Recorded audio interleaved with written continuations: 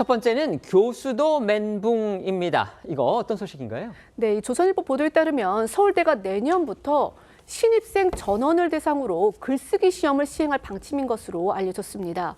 서울대는요, 2017년부터 8년째 이 신입생 중 희망자에게만 글쓰기 시험을 실시를 해왔는데, 그런데 최근 이 신입생 글쓰기 점수가 큰 폭으로 떨어지자 이 같은 결정을 한 것으로 전해졌습니다.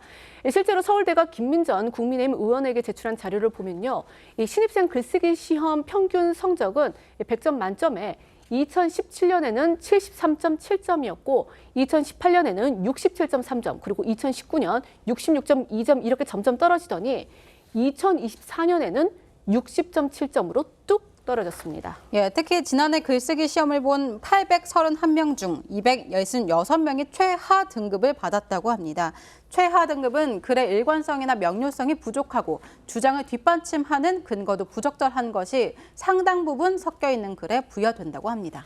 서울대는 신입생 글쓰기 점수의 지속적인 하락이 최근 이 사회적 문제로까지 부각되고 있는 이른바 문해력 부족, 이것과 직결된다고 보고 있는 겁니다. 예, 이 보도에 따르면요, 최근 한 방송에서도 서울대생 문해력이 화제가 됐다는데요. 이 서울대 학생들이 일소에 붙이다, 작금, 이팔 청춘 등 어휘의 뜻을 묻는 질문에 제대로 답변하지 못한 장면이 담겼던 겁니다. 그리고 이 조선일보가 서울대 관악 캠퍼스에서 만난 학생들에게 이 같은 어휘의 뜻을 물었다고 하는데요. 신입생 이모 씨는 일소라는 말은 처음 들어보는데 대충 비밀로 하다라는 뜻인 것 같다, 이런 말을 했다던가, 또 다른 신입생 강모 씨는요, 이팔 청춘은 20대 젊었을 때를 의미하는 거 아니냐, 또 안모 씨는 임종을 이르는 단말마에 대해 이 무슨 뜻인지 짐작도 안 간다, 이렇게 말을 했다고 합니다. 이렇다 보니까 서울대 교수들은요, 이 학생들이 제출한 에세이 등을 보면서 탄식을 할 때가 또 많다고 합니다. 네, 한 문학 강의 에세이에서 소설 속 장면을 묘사하던 학생은 인물이 멘붕, 그러니까 멘탈이 붕괴했다 같은 표현을 쓰는가 하면 비극의 주인공 심리에 공감한다면서 이 모음 유유의 눈물 이모티콘을 사용하는 경우도 있었다고 합니다.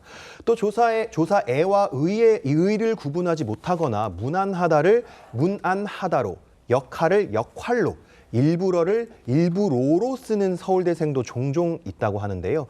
이에 교수들은 내가 멘붕할 지경이다, 오지선다와 외워쓰기에 익숙해져서 논리적 설명문을 못 쓰는 학생이 많다며 우려하고 있다는 겁니다. 뿐만 아니라 대학원에서도 주술호응이 안 맞는 문장을 쓰는 학생이 많고, 또 학문적인 진지함을 찾아보기 어렵다는 반응이 나오고 있습니다. 물론 서울대뿐만 아니라 다른 많은 대학교에서도 이와 비슷한 일이 일어나고 있겠죠. 결국에는 이 말 그대로 대학 수업 능력에 필요한 문해력을 끌어올리기 위한 이 학생과 학교 차원의 노력이 모두 필요해 보입니다.